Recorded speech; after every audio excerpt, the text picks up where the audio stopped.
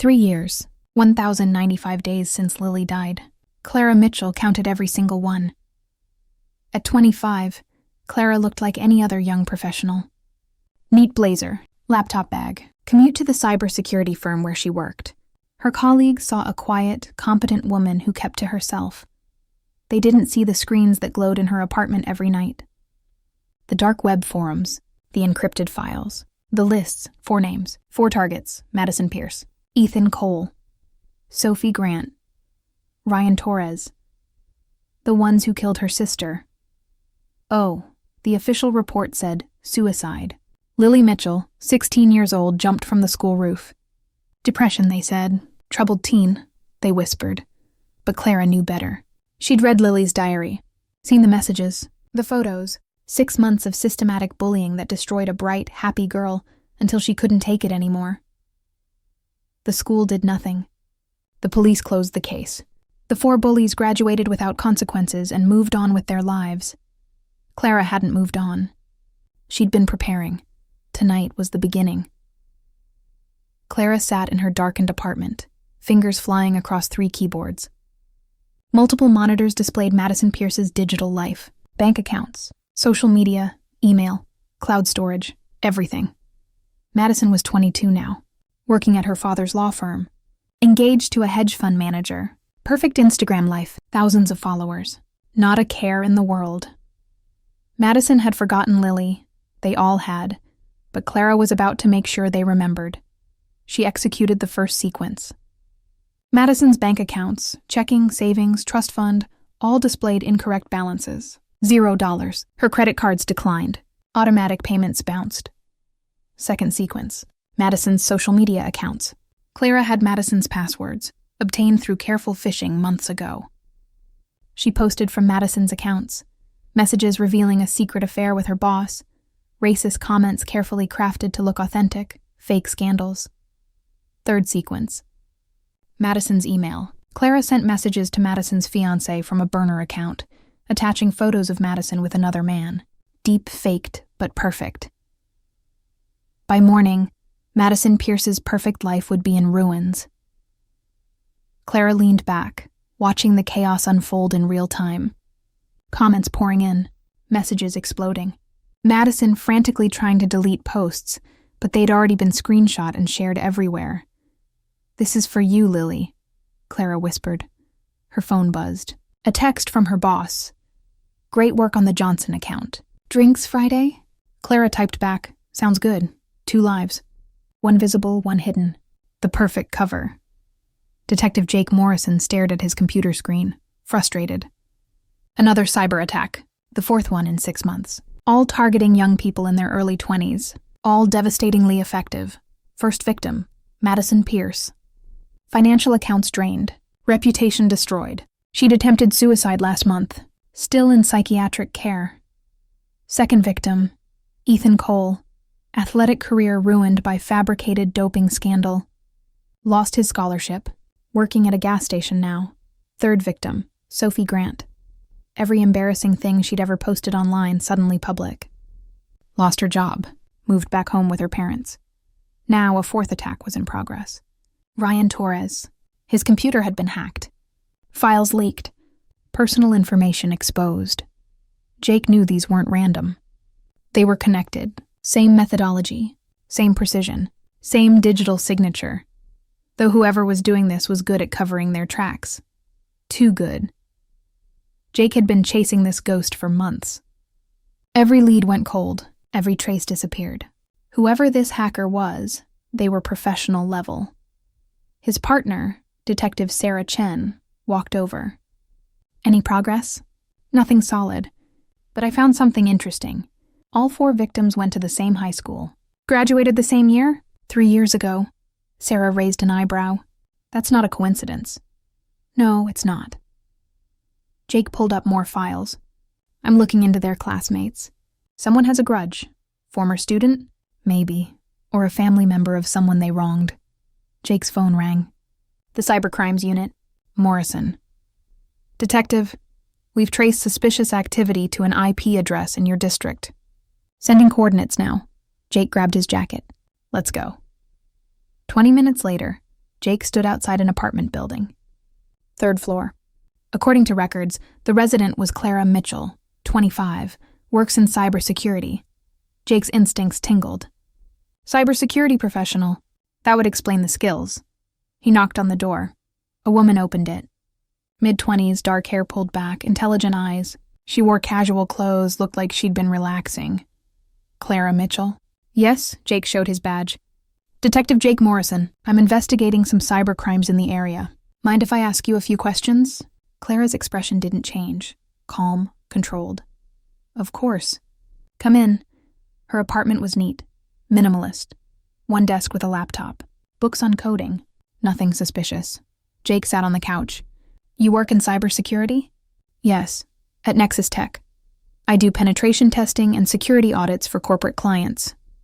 Know anything about recent hacking incidents? Madison Pierce, Ethan Cole, Sophie Grant? Clara's face showed nothing. I've heard about them on the news. Terrible situation. Did you know any of them? No, should I? Jake studied her. She was good, very good. But he'd been a detective for 6 years. He could read people. They all went to Lincoln High. 3 years ago. A flicker. Just a tiny flicker in her eyes. I didn't go to Lincoln. But you know someone who did. Clara stood. Detective, if you're accusing me of something, please be direct. Otherwise, I have work tomorrow. Jake stood too. They were close now. He could see her clearly. Strong. Beautiful. Hiding something. Just asking questions, Miss Mitchell. Thanks for your time. As he walked to the door, he turned back. One more thing. Did you have any siblings? Clara's mask slipped for just a second. Pain flashed across her face. Then it was gone. No, she lied. Jake nodded. Have a good night. Outside, he called Sarah. Run a full background check on Clara Mitchell. Everything. Family, education, connections to Lincoln High. You think she's our hacker? I know she is. I just need to prove it. What Jake didn't know was that Clara had cameras throughout her apartment. She'd watched him scan the room, noticed his suspicion, and now she knew she had a problem. Detective Jake Morrison was smart, persistent, and getting too close. Clara would have to be more careful, or deal with him directly. Clara couldn't stop thinking about the detective, Jake Morrison. She'd run his background the moment he left. Decorated officer, cybercrime specialist, 38% solve rate. Above average. He was a threat, but he was also intriguing. Those eyes, the way he'd looked at her. Not just suspicious, something else. Clara shook her head. Focus. She had work to do. Ryan Torres was her 4th target. The quiet one who'd filmed everything. Lily's humiliation, her pain. He'd stood there with his phone, documenting her sister's torture, and done nothing. Clara hacked into Ryan's computer easily. He had terrible security. She found his files, videos, hundreds of them, school events, parties, and then she saw them. The bullying videos. Lily being shoved, insulted, tormented. Clara's hands shook. She'd seen these before, but it never got easier. She prepared to execute Ryan's destruction. But then she noticed something in one video, the timestamp, the metadata, and in the background, barely visible, a figure. Clara enhanced the image. Mr. David Harper, the school counselor. Why was he there? In the hallway, watching, not intervening. Clara's hacker instincts kicked in. She dug deeper into Ryan's files, found encrypted folders, broke the encryption, more videos, private ones, and her blood went cold. Mr. Harper with Lily, in his office. Inappropriate conversations, touching her shoulder too long. Comments that made Lily visibly uncomfortable. Clara's stomach churned. No, this couldn't be. She kept searching. Found Madison Pierce in some videos. Madison confronting Mr. Harper. Madison telling him to leave Lily alone. What? Clara's entire understanding shifted. She spent the next 6 hours reviewing every file. Every video. Every message. The truth emerged like a nightmare.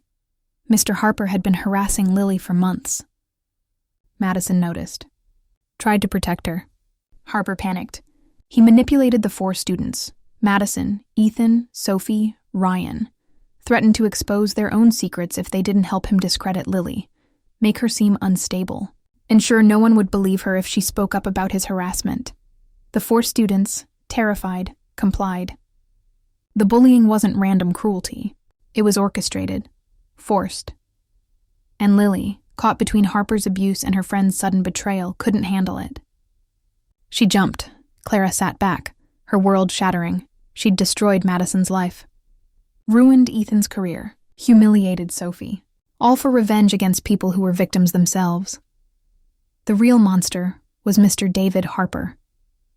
And he'd gotten away with everything. Clara's phone rang. Unknown number. Hello? Miss Mitchell.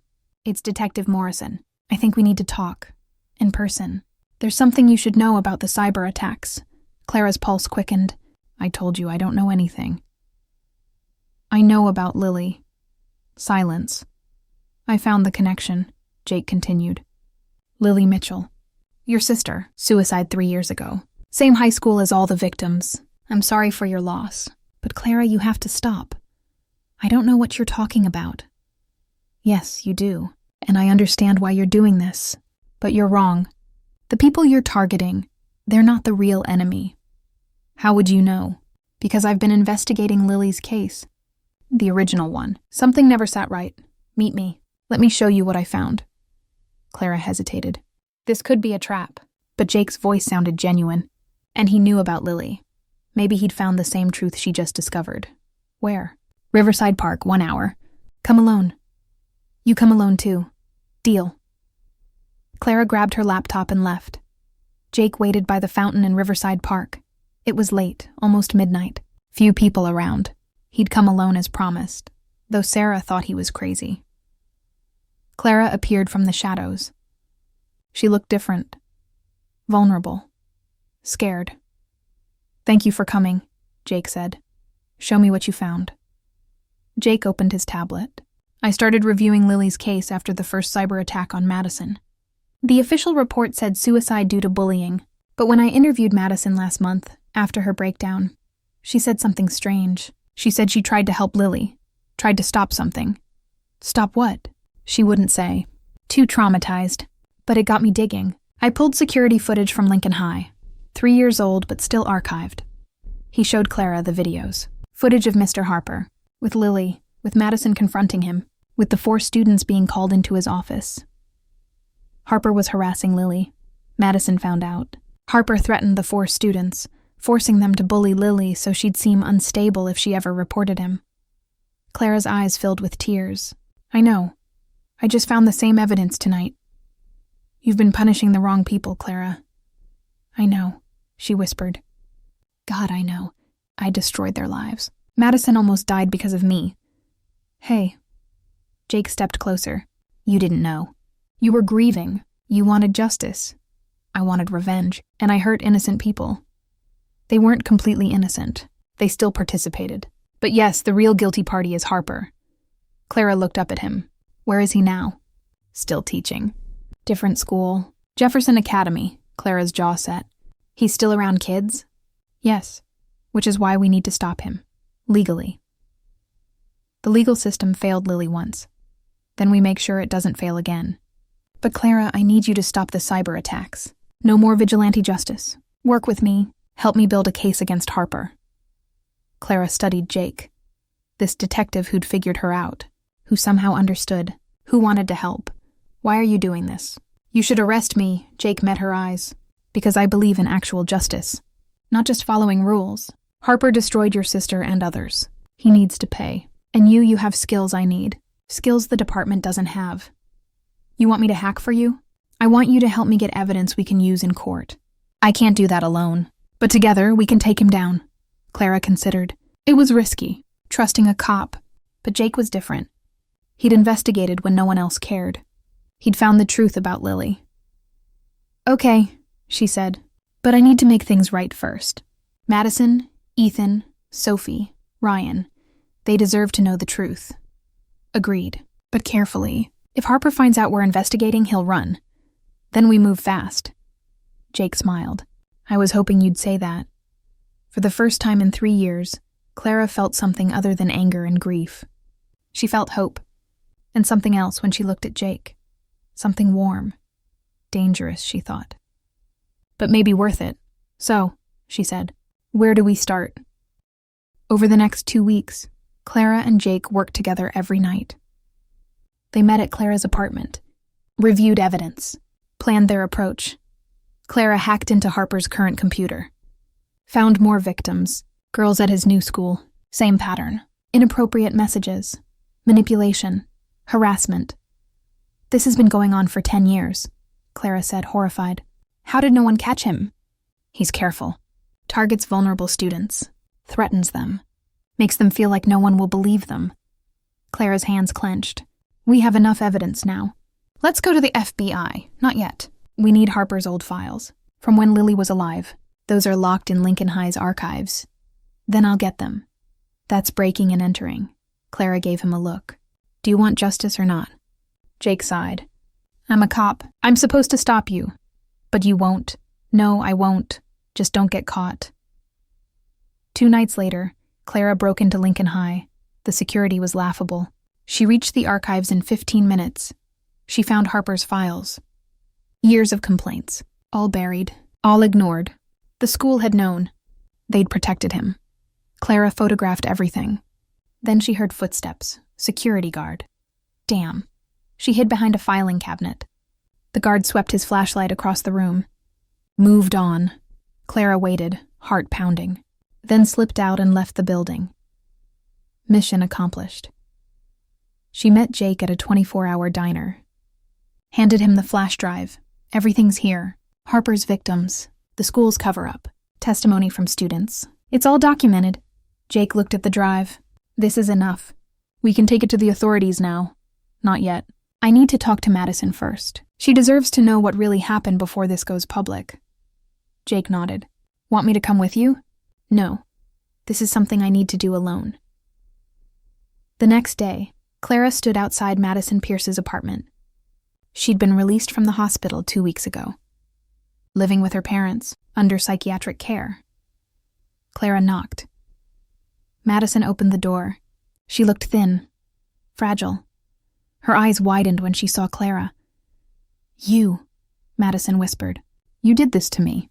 You destroyed everything, I know. And I'm sorry. Can we talk, please? It's about Lily.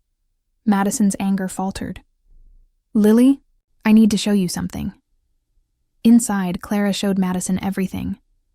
The videos, Harper's harassment, the manipulation, the truth. Madison collapsed on the couch, crying. I tried to protect her. Harper said if I didn't help make Lily look unstable, he'd tell everyone about my eating disorder, about my shoplifting arrest when I was 15. He'd ruin my college applications. I was so scared. We all were. Ethan, Sophie, Ryan, we didn't want to hurt Lily, but Harper controlled us. Clara sat beside her.